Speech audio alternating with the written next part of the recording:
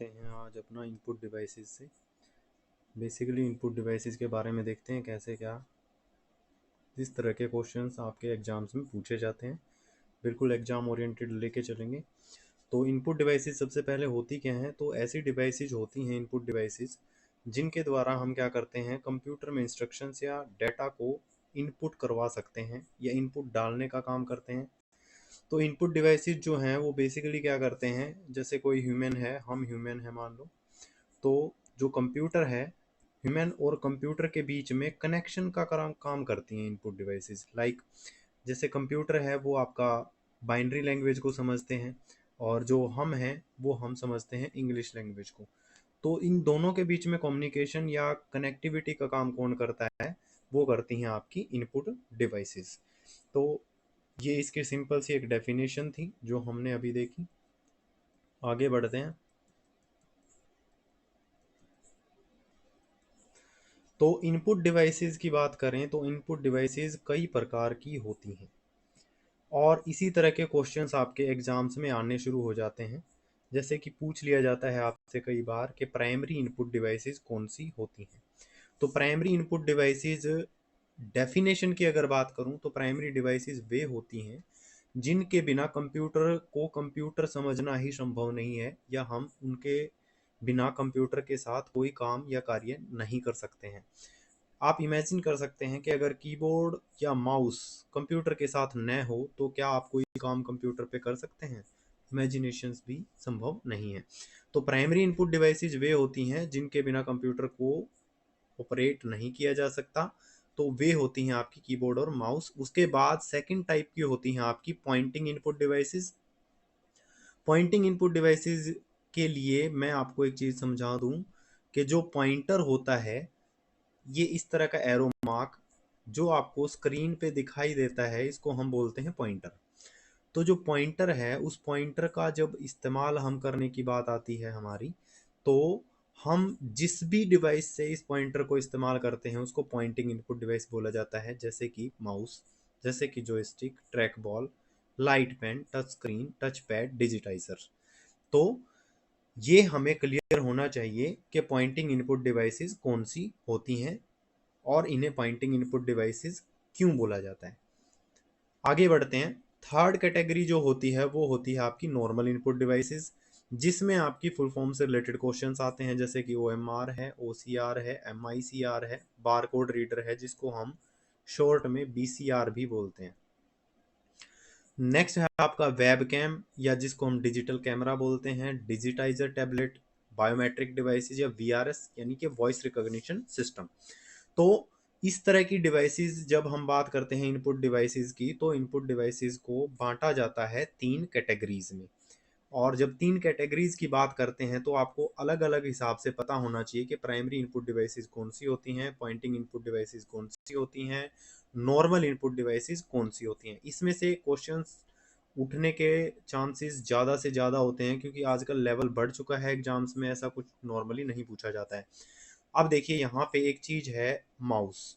Mouse आपका ऐसी device है जो यहाँ आपको प्राइमरी में भी दिखाई दे रही है, ये प्राइमरी में भी है, और ये माउस आपका पॉइंटिंग डिवाइसेस में भी है। यानी कि मैं कह सकता हूँ कि माउस एक इस तरह की डिवाइस है जो प्राइमरी इनपुट डिवाइस भी है, पॉइंटिंग इनपुट डिवाइस भी है, इनपुट डिवाइसेस तो है ही। ठीक है, तो इन चीज़ों का हम ध्यान रखेंगे इन चीज़ों के लिए। अब क्योंकि प्राइमरी इनपुट डिवाइसेस बहुत इंपॉर्टेंट है, इनके ऊपर बहुत सारे क्वेश्चंस एग्जाम्स में पूछे जाते हैं, तो इनको हम थोड़ा सा डिटेल में और ढंग से पढ़ेंगे। तो सबसे पहले आपका आ जाता है कीबोर्ड। कीबोर्ड, जैसे कि हमें पता है कि कीबोर्ड जो है एक पेरिफेरल डिवाइस है जिसका आंशिक रूप से, यानी नॉर्मली हम यूज करते हैं टाइपराइटर की तरह यूज करते हैं कीबोर्ड को। अब बात आती है कि कीबोर्ड जो है वो टेक्स्ट और कैरेक्टर्स को इनपुट करने के लिए डिजाइन किया गया है। भौतिक रूप से देखिए, टेक्स्ट और कैरेक्टर इनपुट्स को डिजाइन करने के लिए इसका निर्माण या इसको डिजाइन किया गया है। अब नेक्स्ट अगर हम बात करें तो कंप्यूटर जो है भौतिक रूप से अगर बात करें तो देखो, ये भी क्वेश्चंस आपके कई तरह के एग्जाम्स में, मैंने कॉम्पिटिटिव एग्जाम्स में देखा है कि कंप्यूटर का जो शेप है वो किस तरह का होता है। तो ये बोर्ड आयताकार का साइज इसका होता है, शेप इसकी होती है। इसमें लगभग आपके 108 कीज होती हैं। कीबोर्ड जो है वो कई प्रकार की कीज से मिलकर बना होता है, जैसे कि आपके अल्फ़ाबेट्स, जैसे कि आपके नंबर्स, जैसे कि आपके सिंबल्स, जैसे कि फंक्शन कीज, जैसे कि एरो कीज, और कुछ अनेक विशेष प्रकार की कीज भी होती हैं जिनको हम स्पेशल कीज कहते हैं, जिनका इस्तेमाल डायरेक्ट किसी चीज़ को इस्तेमाल करने के लिए किया जाता है। जैसे कि म्यूज़िक प्लेयर ओपन करने के लिए होगा, किसी पे ई बना होगा तो आपका वो ब्राउज़र ओपन कर देगा तुरंत। और जैसे वॉल्यूम्स के साइन होंगे तो वॉल्यूम को अप डाउन कर सकते हैं। तो इस तरह की जो कीज़ हैं वो स्पेशल कीज़ कहलाती हैं। अब नेक्स्ट हम आगे बढ़ते हैं, तो हमें एक इम्पोर्टेंट क्वेश्चंस और पूछने को मिलते हैं, जैसे कि कीबोर्ड का आविष्कार किसने किया। तो क्रिस्टोफर लेथम शोल्स थे जिन्होंने इसका आविष्कार किया। ईयर्स मैटर नहीं करते हैं, मैंने रेयर ही देखा है कि कभी कोई क्वेश्चन आया हो, तो आप कर सकते हैं कि 1819 में इसका जो आविष्कार है वो किया गया था फरवरी में, और फरवरी 1890 के हिसाब से इसको मानते हैं हम कि ये फिक्स डेट नहीं है। अब ये जो थे वो एक अमेरिकन इन्वेंटर थे, अमेरिकन इन्वेंटर थे ये, जिन्होंने QWERT पैटर्न या कीबोर्ड दिया था। तो आज आप देखोगे टैब्स जितने भी हैं आपके, कंप्यूटर हैं, कीबोर्ड हैं, टैबलेट्स हैं, जैसे आपका लैपटॉप्स वगैरह हैं, सब में आपका QWERT पैटर्न के कीबोर्ड ही इस्तेमाल किए जाते हैं। आगे बढ़ते हैं, हम कीबोर्ड की संरचना के आधार पर इनकी कीज को कुल 6 भागों में बांट सकते हैं। जैसे कि सबसे पहले नंबर पे आती हैं आपकी अल्फा न्यूमेरिक कीज, दूसरे पे आती हैं आपकी न्यूमेरिक कीपैड, तीसरे पे आती हैं आपकी फंक्शन कीज, चौथे पे आती हैं आपकी स्पेशल पर्पस कीज, फिफ्थ पे आपकी आती हैं मॉडिफायर कीज, और सिक्स्थ पे आपकी आती हैं कर्सर कीज। अब देखते हैं एक एक को, किसको क्या कैसे बोलते हैं और क्यों बोलते हैं। देखिए, सबसे पहले है alpha numeric keys. Alpha numeric keys जो हैं वो बिल्कुल कीबोर्ड के सेंटर में होती हैं, केंद्र मतलब सेंटर में होती हैं। अल्फा न्यूमेरिक कीज जो होती हैं वो A to Z, यानी जितने भी आपके अल्फ़ाबेट्स होते हैं इंग्लिश में A to Z, वो प्लस नंबर्स यानी 0 से 9, प्लस सिंबल्स जिसको हम स्पेशल सिंबल्स भी बोलते हैं, जिसको आप शिफ्ट की के साथ इस्तेमाल करते हैं, क्योंकि उस पर नंबर भी छपे होते हैं और अगर आप शिफ्ट दबाएंगे तो स्पेशल सिंबल प्रिंट होता है। तो इन सब चीज़ों से मिलकर क्या बनती हैं आपकी अल्फा न्यूमेरिक कीज। इन्हीं क्या बोल रहे हैं कि इस खंड में अंकों, चिन्हों, वर्णमाला के अतिरिक्त कुछ कुंजियां जैसे कि टैब, कैप्स, बैकस्पेस, एंटर कुछ विशिष्ट कार्यों के लिए इस्तेमाल की जाती हैं। तो इनका भी ध्यान रखना है। कई बार पूछ लिया जाता है कि जैसे यहाँ पे पूछ लिया इन्होंने कि जो टैब की है, टैब की, या फिर जो आपका कैप्स लॉक की है, या फिर आपका जो बैक स्पेस है, बैक स्पेस, ये किस तरह की कीज होती हैं। क्वेश्चन आपका पूछ लिया पेपर में, तो आप इसको आसानी से अब बता सकते हैं कि ये किस तरह की कीज होती हैं। अल्फा न्यूमेरिक कीज इसको हम बोलते हैं। आगे चलते हैं, तो अब आपको लेआउट दिख रहा है। अल्फा न्यूमेरिक कीज कौन कौन सी होती हैं और कैसी दिखाई देती हैं किसी कीबोर्ड में। ये देखिए, यहाँ पे नंबर्स हैं आपके, और नंबर्स के साथ स्पेशल सिंबल्स हैं। ये जो अभी आपको ऊपर बताया था मैंने। इसके बाद आपकी टैब है, टिल्ट है, कैप्स है, स्पेस है, एंटर है, बैक स्पेस है। ये सारी की सारी आपकी अल्फा न्यूमेरिक कीज होती हैं। और यहाँ आपका QWERT पैटर्न है, लेआउट है, जिसमें आपका A to Z सिंबल्स या अल्फ़ाबेट्स आपके दिखाई देते हैं आपको। तो आप आसानी से इसको आइडेंटिफाई कर सकते हैं।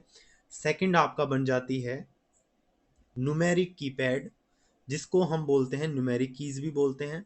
तो न्यूमेरिक कीज आपको इस तरह का लेआउट में दिखाई देंगी। इसमें आपका नम लॉक हो जाएगा, डिवाइड, मल्टीप्लाई, माइनस, सब्सट्रैक्शन, इसको हम बोलते हैं सब्सट्रैक्शन, प्लस यानी addition, enter, delete, page down, ये इस तरह की कीज आपको क्या बोलते हैं, इनको हम 0 से 9 तक अंक प्रिंट होते हैं।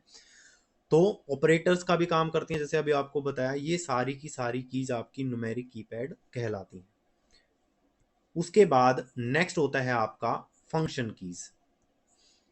फंक्शन कीज F1 से F12 तक होती हैं।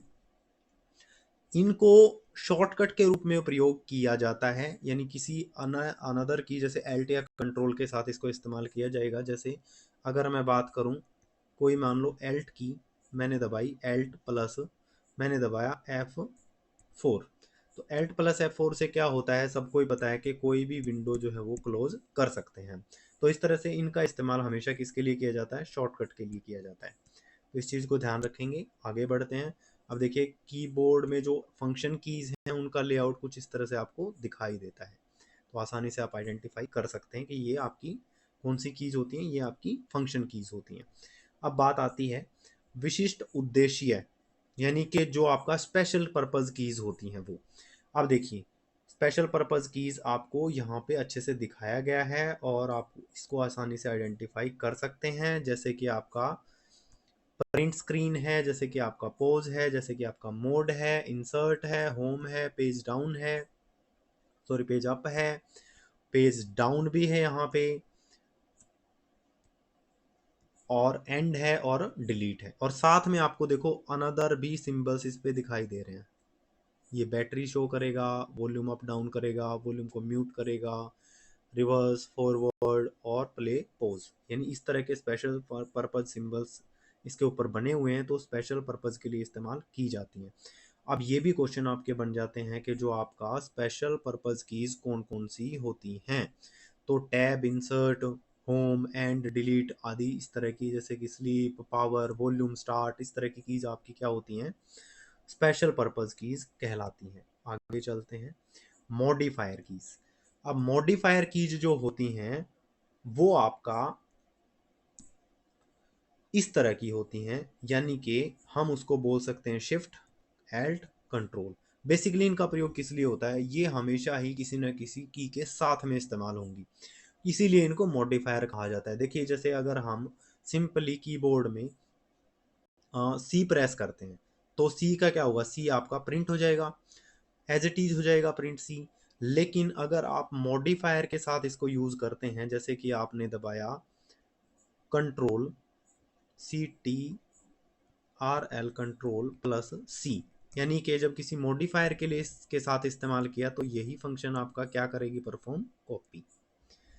तो आपकी जो खाली या फिर जो सिंपली जो आपकी एक कैरेक्टर की सी थी, जो अल्फान्यूमेरिक की, उसको इसने मॉडिफाई करके किस में कन्वर्ट कर दिया, कॉपी में। तो इस तरह से हम इस्तेमाल करते हैं मॉडिफायर कीज का। शिफ्ट, एल्ट, कंट्रोल 3 होती हैं। तो इनसे आप देखते हैं, हमें पता भी है कि हम बहुत सारी शॉर्टकट कीज इस्तेमाल करते हैं जिनका इस्तेमाल मॉडिफायर कीज के साथ ही किया जा सकता है। आगे चलते हैं। Cursor keys. Cursor keys basically पूछा जाता है पेपर में, तो एरो कीज भी इसको हम बोलते हैं। इनका नाम होता है up, down, left, right, up, down, left, right. अब कर्सर अगर मूव करवाना है स्क्रीन पे तो हम इस्तेमाल करते हैं एरो कीज का। इन एरो कीज को हम डायरेक्शनल कीज भी बोलते हैं, तो इस चीज का ध्यान रखना है। अब बात आती है कि अगर आपको ये पता हो कि कर्सर क्या होता है। देखिए कर्सर क्या होता है, पहली बात तो हम कीबोर्ड पढ़ रहे हैं तो हमें ज़रूर पता होना चाहिए। जब हम टाइपिंग करते हैं फ़ोन में, किसी भी इस तरह की डिवाइस में, या आप MS वर्ड की बात करें या फिर कहीं भी आप टाइप करते हैं कंप्यूटर में, तो आपने देखा होगा एक इस तरह का सिंबल ब्लिंक करता है, लगातार ब्लिंक करता है। ब्लिंक करके क्या बताता है, आपको पोजीशन बताता है कि अब आप यहाँ हैं। अगर आप कुछ भी टाइप करेंगे तो वो यहाँ टाइप होगा, यानी यहाँ टाइप होगा। तो जब इस ब्लिंकिंग सिंबल की हम बात करें तो इसको ही हम बोलते हैं कर्सर। इसको हम क्या बोलते हैं, कर्सर। कर्सर का इस्तेमाल हमेशा ही कीबोर्ड के साथ ही किया जाता है, और किसी भी डिवाइस के साथ इसका इस्तेमाल नहीं कर सकते हैं। दूसरी आपकी डिवाइस है जिसके साथ कर्सर का इस्तेमाल कर सकते हैं, वो है वर्चुअल कीबोर्ड। वो भी कीबोर्ड ही होगा, एक हार्डवेयर कीबोर्ड होगा, एक वर्चुअल होगा, फिजिकल और वर्चुअल। तो दोनों कीबोर्ड में ही हम इस्तेमाल कर सकते हैं, किसी और चीज़ के साथ इसका इस्तेमाल नहीं कर सकते हैं। अब बात आती है पॉइंटर की। बहुत सारे बच्चों को पता ही नहीं होता है, बहुत सारे लोगों को पता ही नहीं होता है कि कर्सर और पॉइंटर में क्या फ़र्क होता है। अभी मैंने आपको ऊपर बताया था कि जो पॉइंटिंग डिवाइसेस हैं वो पॉइंटर के साथ इस्तेमाल की जाती हैं, यानी जिनके द्वारा हम पॉइंटर को यूज़ कर सकते हैं वो सारी पॉइंटिंग डिवाइसेस होंगी। तो इस तरह के एरो को हम बोलते हैं पॉइंटर, और पॉइंटर का इस्तेमाल पॉइंटिंग के साथ ही किया जा सकता है, यानी पॉइंटिंग डिवाइसेस को ही यूज़ करते हैं हम पॉइंटर को यूज़ करने के लिए। लेकिन कर्सर की अगर बात करेंगे तो कर्सर का इस्तेमाल हमेशा ही किसके साथ होगा, हमेशा ही किसके साथ होगा कर्सर के साथ, कर्सर का इस्तेमाल कीबोर्ड के साथ होगा। ये चीज़ का ध्यान रखना है हमने। और पॉइंटर का इस्तेमाल होगा पॉइंटिंग डिवाइसेस के साथ। तो इस तरह की चीज़ों को बहुत ही ध्यान से हमें देखना होता है ताकि क्वेश्चंस आपके पेपर में गलत ना हो, या आपसे कोई वैसे भी नॉर्मली जनरली पूछे तो आप उस चीज़ का आंसर गलत ना दें। अब नेक्स्ट है आपका कीबोर्ड के टाइप्स या प्रकार। तो आपकी अगर मैं बात करूं तो कीबोर्ड की 3 टाइप्स होती हैं। एक होता है आपका नॉर्मल कीबोर्ड, एक होता है आपका वायरलेस कीबोर्ड, और एक होता है आपका एर्गोनॉमिक कीबोर्ड। अब जो आपका नॉर्मल कीबोर्ड है या तार रहित यानी वायरलेस है, और एक है एर्गोनॉमिक, इन तीनों टाइप्स के आपके कीबोर्ड होते हैं। कई बार क्वेश्चंस पेपर में इस तरह के भी आ जाते हैं कि कीबोर्ड कितने प्रकार के होते हैं। बात करते हैं साधारण कीबोर्ड की। तो साधारण कीबोर्ड जो होते हैं वो सामान्य रूप से प्रयोग किए जाते हैं, यूज किए जाते हैं, जिसे यूजर अपने पीसी में प्रयोग करता है, जिसका आकार आयताकार होता है, लगभग 108 कीज होंगी। वह इसे कंप्यूटर से कनेक्ट करने के लिए किसी केबल का इस्तेमाल करके सिस्टम से जोड़ा जाएगा। यानी कि एक नॉर्मल कीबोर्ड जो होगा उसका लेआउट इस तरह का होगा जैसे आपको यहाँ दिखाई दे रहा है। यानी ये एक जो हम इस्तेमाल करते हैं ये बेसिकली क्या है, एक नॉर्मल कीबोर्ड है। इसको इसके साथ आपके पास एक केबल होगी, इस केबल को आप कनेक्ट करेंगे और आपका जो कीबोर्ड है वो काम करेगा। अब बात आती है नेक्स्ट कीबोर्ड की, जिसको हम बोलते हैं वायरलेस कीबोर्ड। वायरलेस कीबोर्ड में क्या होता है कि तार से छुटकारा मिल जाएगा। अब आपको कोई वायर की जरूरत नहीं है कनेक्ट करने के लिए। एक आपका सेंसर होगा, डिवाइस, जो आपका कंप्यूटर से कनेक्ट कर दी जाएगी, और उसके थ्रू हम किसको जोड़ लेंगे, उसके थ्रू हम कीबोर्ड को कनेक्ट कर लेंगे। आजकल कीबोर्ड और माउस का कॉम्बो आता है और दोनों ही एक ही डिवाइस के साथ कनेक्ट हो जाते हैं। अब बात आती है कि लिमिटेशंस क्या हैं। तो लिमिटेशन होंगे कि एक सीमित दूरी तक ही आप इस तरह के कीबोर्ड का इस्तेमाल कर सकते हैं। ये चीज़ का ध्यान रखना है। दूसरी बात क्या है कि ये एक महंगा होगा। हाँ, टेक्नोलॉजी है तो महंगा ही होगा, सही बात है। तकनीकी जटिलता होती है कि कई बार रेंज छूट जाती है। अब इसका प्रचलन बहुत अधिक नहीं हो पाया, क्योंकि हम आप आजकल देखते हैं तो मोस्टली आपको वायर्ड ही कीबोर्ड मिलेंगे, क्योंकि उसमें कनेक्टिविटी या इस तरह के इश्यूज नहीं रहते, प्लस आपका सस्ता मिलता है, और भी कई सारी चीज़ें मैटर करती हैं। आगे चलते हैं। नेक्स्ट है आपका एर्गोनॉमिक कीबोर्ड। हो सकता है कईयों ने इस तरह का देखा भी ना हो और नाम भी इसका ना सुना हो। तो बहुत सारी कंपनीज हैं जो एक खास प्रकार का कीबोर्ड बनाती हैं, जो यूजर को दूसरे कीबोर्ड की अपेक्षा आराम देता है। यानी कि उसका लेआउट कुछ इस तरह का बनाया जाता है कि आपका आदमी अगर टाइप कर रहा है लंबे टाइम तक तो उसके हाथों में पेन या इस तरह की शिकायत ना हो, और उसके लिए वो फ्रेंडली हो। तो एर्गोनोमिक कीबोर्ड्स जो होते हैं वो इस तरह के कहलाते हैं जिसकी शेप आपके हिसाब से, आपके काम के हिसाब से डिजाइन की जाती है। अब ये कार्य क्षमता बढ़ाएगा। देखो, अगर वो आदमी उसके साथ काम करने में कंफर्टेबल होगा, कंपेटेबल होगा, तो ऑब्वियस सी बात है कि काम वो ज्यादा करेगा। अब क्या होता है कि लगातार टाइपिंग, देखिए ये मैं वही बात मैंने आपको पहले बताई, तो दर्द को कम कर देता है ये। अब बात आती है, देख लेते हैं इसको अच्छे से। देखिए, एक जो नॉर्मल कीबोर्ड होता है उसकी शेप इस तरह की कर्वी शेप नहीं होती है। देखिए, जैसे हम हाथ रखते हैं तो उस हाथ की शेप में ही, जैसे ये मेरी उंगलियां होंगी तो ऐसे इस हाथ को इस तरह की डायरेक्शन में शेप देकर बनाया गया है कीज को। यहाँ पे बीच में ही आपको स्क्रॉल बटन दिया जाता है, स्पेस का अलग से है, अलग से और भी दो एक बटन दिए जाते हैं, स्पेशल कीज होती हैं इसमें। तो एर्गोनोमिक कीबोर्ड जो है स्पेशली खास तौर के कीबोर्ड्स होते हैं, जो इस तरह के जो प्रोफेशनल्स होते हैं जिनको ज़्यादा ही काम करना पड़ता है कंप्यूटर पे, उनके लिए डिज़ाइन किए जाते हैं। तो बेसिकली कीबोर्ड में इतना ही था। माउस करते हैं नेक्स्ट क्लास में, मिलते हैं फिर से।